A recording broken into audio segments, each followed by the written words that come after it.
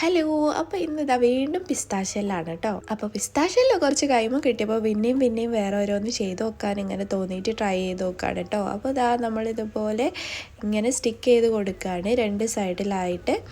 ഇനി അതിന് ശേഷം ഞാനിതൊന്ന് കളർ ചെയ്തെടുക്കുന്നുണ്ട്. അപ്പം ഒരു പിങ്ക് തന്നെ കൊടുക്കാമെന്ന് വിചാരിച്ചു. പിന്നെ ഇതാ സ്റ്റെമ്മിനായിട്ട് ഒരു കളർ കൊടുക്കുന്നുണ്ട്. പിന്നെ നമ്മളിതാ പേപ്പർ ടൈപ്പ് വെച്ചൊരു ലീഫ് ഉണ്ടാക്കിയെടുക്കുകയാണ്. അതിനും ഞാനൊരു ലൈറ്റ് ഒലീവ് ഗ്രീൻ ആ ഒരു കളർ തന്നെയാണ് കേട്ടോ കൊടുക്കുന്നത്. ഈ ഒരു കളർ കോംബോ ഒക്കെ എനിക്ക് ഭയങ്കരമായിട്ട് ഇഷ്ടമുള്ളൊരു കളേഴ്സാണ് കേട്ടോ. പിന്നെ നമ്മുടെ പേപ്പർ കപ്പ് ഇതാ അതുപോലെ ത്രെഡ് വെച്ച് ചുറ്റി കൊടുത്തിട്ടുണ്ട്.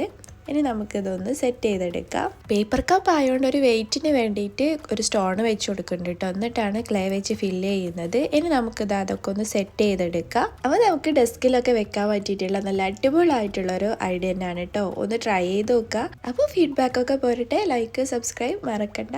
താങ്ക്